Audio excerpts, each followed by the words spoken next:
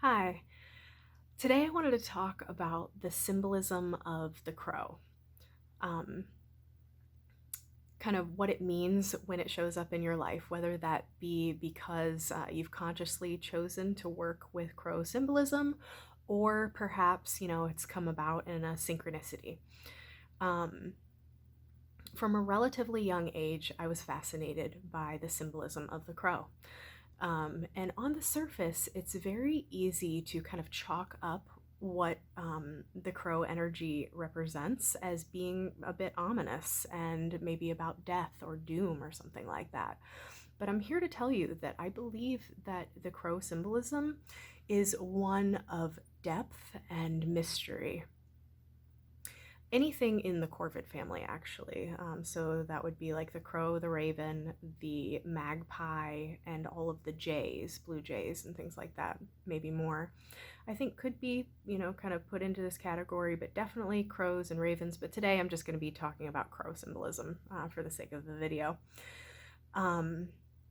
Years ago, I had a website. I started a website to house my artwork.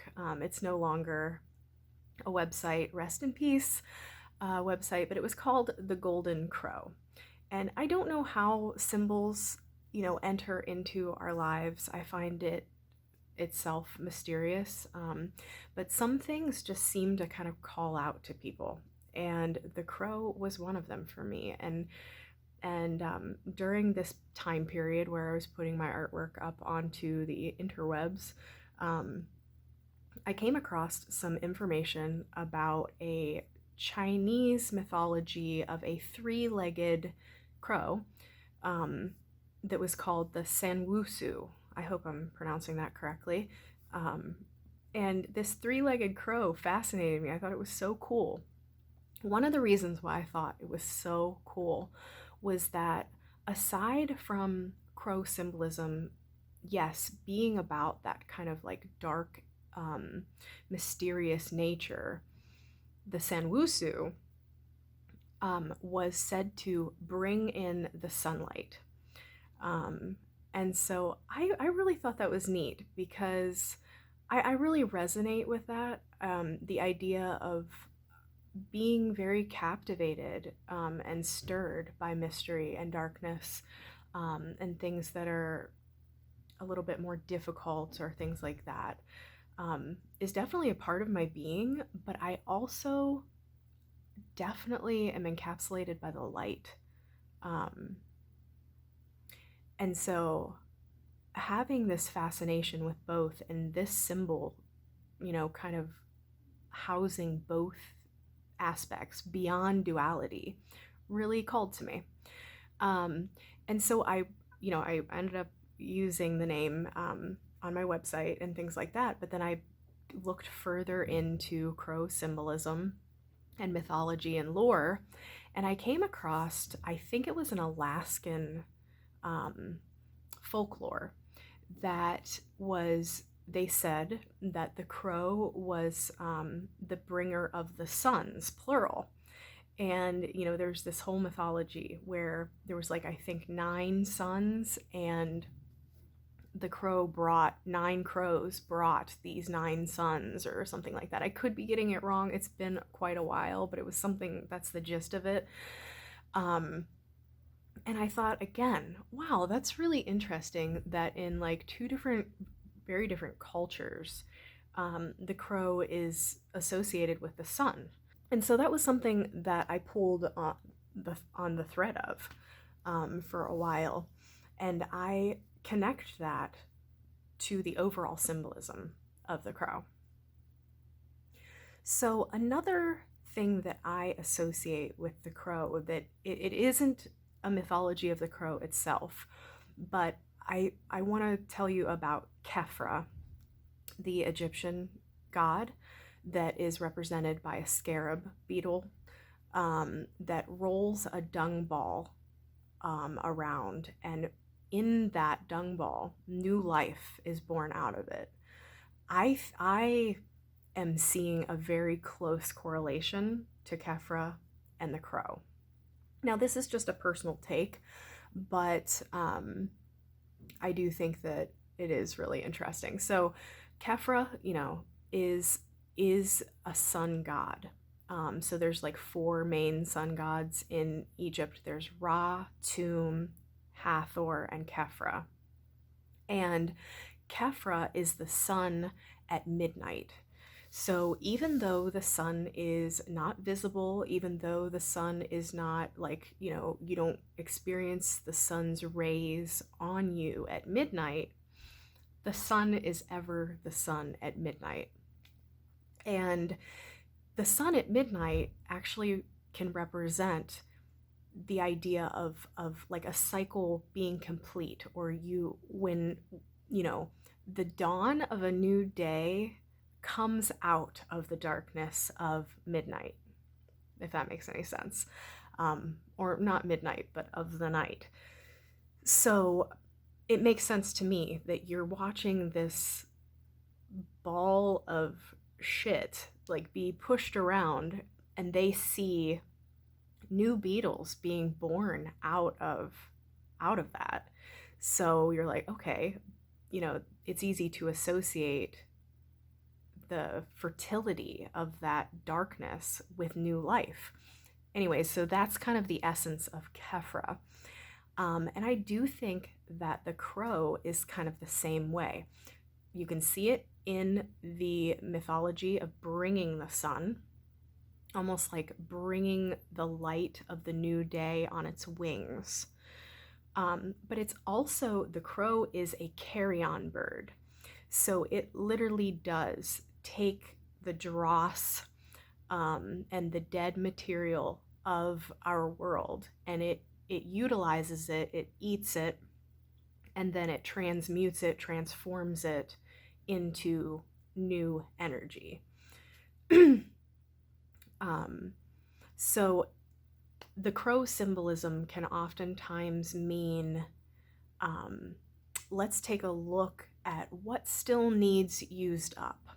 What is very fertile that might be something a little bit more challenging, a little bit more in the dark, in the soil of your life, if you will, but that is really, really fertile if you just take a look at it and use it and transform it. I do think that it also has to do with letting go, and maybe I'll get a little bit more to that later. But another thing that I associate with crow symbolism is the state of Negrado in alchemy. In alchemy, the state of Negrado is I think it's usually the first state that either a substance or a person goes through.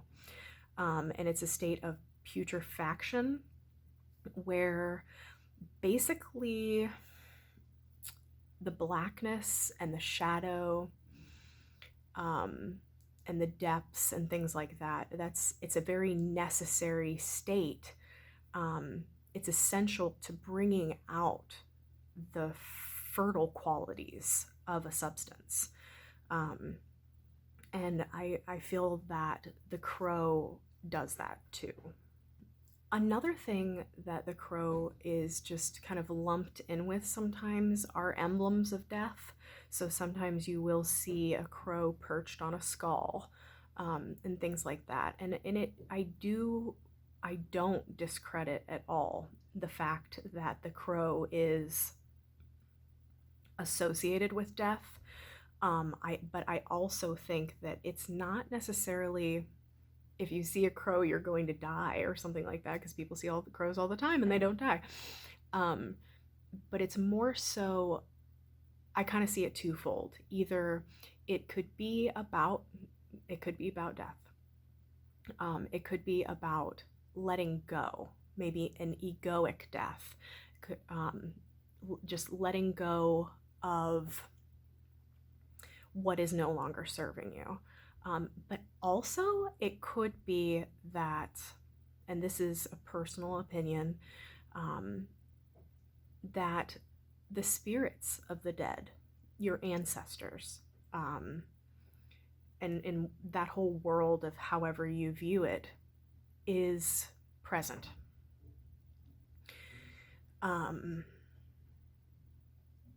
Yeah, so I do also think that the crow represents a bit of a state of change. So this whole letting go thing, it's like you have to let go of something in order to let something new in.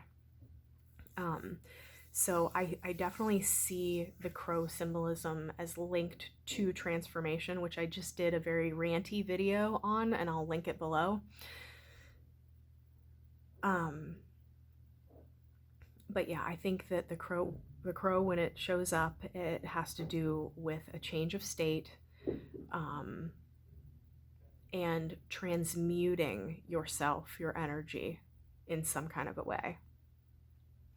Um, it's almost like a bit of a messenger bird. Um, you know, it Edgar Allan Poe, you know, quote the raven nevermore. He's getting this kind of message from the bird. And I do think that crows are messengers, absolutely.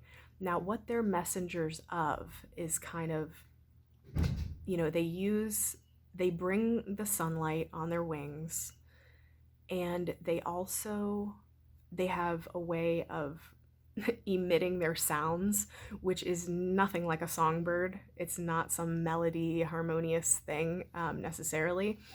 Uh, if you think of how it sounds, they're cawing, they're crowing. Um, I get a sense that it's much more about, hey, pay attention. Like it almost sounds like an alarm system or something like that. It's not bad. I don't think it's just like saying like something bad, but I'm saying like what I think it's saying is like pay attention. This is deep. This is ancient. This is coming from your bones. This is coming from something old. Um, Old, wise, mysterious, dark depths, that kind of a thing. It's like a message being born out of that. When I moved to Colorado a while back, I don't live there now, but when I lived there, one of the first weeks I lived there, it was snowing out. And I was taking a little run, and it was like the altitude was like killing my lungs. Anyways, that's besides the point. I came across a dead crow, and it was so starkly black against the whiteness of the snow. Um, I have pictures of it, which maybe I'll put like into this video. Um, it was huge. It was the size of a chicken, and it was just laying there, and it was at peace. And I knew in that moment, like I knew there was a message for me. I'm not going to say what the message is or was. I think that's personal. But I will tell you that I think it was one of letting go and of grief. I think grief was involved in the letting go process.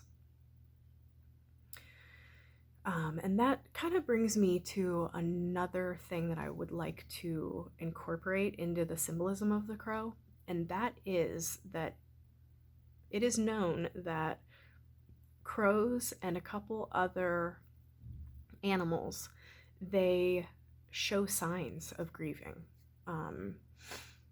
And so I do think that the crow has a connection to the spirit world and that of the dead. It can recognize when one of its own have passed, and it holds, I don't know if it, like, in its mind, if it's holding a ceremony or what, but it shows signs of grief. Another thing I would link together with the crow is also, I think we're dealing with an animal that is very intelligent, and so that should be incorporated into the symbolism. Um, Crows have shown that they can take many steps to achieve a goal. So, they've done these studies and stuff like that where like some animals can only like say push one button and then they get the food. But crows can like do a series of things. Like they can poke something with the stick and then open up the door and then push the button and move the rock or something like that to get to the goal of the food. And so, in that way, they're very intelligent. And I think one of the reasons why they are so intelligent is that they stay in the nest quite a long time, whereas some birds are kind of kicked out and fledged at a very young age. The crow stays in the nest for a pretty good time, and during that time, I think that they are getting like a kind of an education. Like their parents will inform them and teach them how to, forage and things like that. But they also teach them how to, um, know when danger is approaching and things like that. Facial recognition of things that have harmed them and things like that. And they also have a really good sense of community. So, they like to, stick together in a community, and teach their young and things like that. So I think that that is definitely something that's a part of crow symbolism, is their intelligence and their capacity for community. I think one more thing that I would lump into this is that, yes, we're dealing with an intelligence, and the crow energy specifically, I think, has a flavor of trickster in it. Um, it's paired in with like the rabbit and the fox and things like that. Um, the crow, when it shows up, can kind of, it has a way of getting you to go to the other side, to transition, to change. It gets you to change states in maybe tricky ways, because you're being a little bit more stubborn. But it's really good at transmuting, and it will do that by all means necessary. And definitely, trickster energy is a definite way that it causes that state of change. So I think that that's about all that I have for the crow energy. I feel like I might be missing something vital, but I'm not sure. If you think of something, leave it in the comments below. But yeah, that's all I have today. I am wishing you well.